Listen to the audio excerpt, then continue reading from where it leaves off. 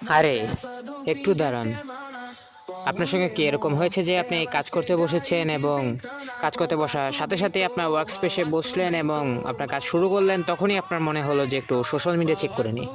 Social media check করার পর আপনি খাওয়ার কথা ভাবলেন, এরকম করে অনেক ঘন্টা বরবাদ হয়ে গেল। তারপর আপনি ভাবলেন যে কালকে করব, তো কালকের কথা ভেবে আপনি কাজটা করলেন না।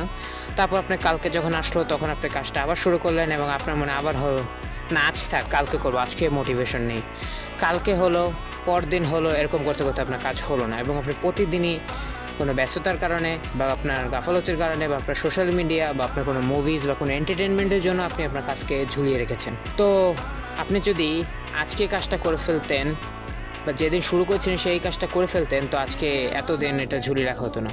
এজন্য গুরুজনেরও বলে থাকে কালকে কাজটা কালে খায়, জন্য কালকেটা খাওয়া না জন্য আজকেই খেয়ে ফেলুন, মানে আজকেই কাজটা করে ফেলুন এবং প্রোক্রাস্টিনেশন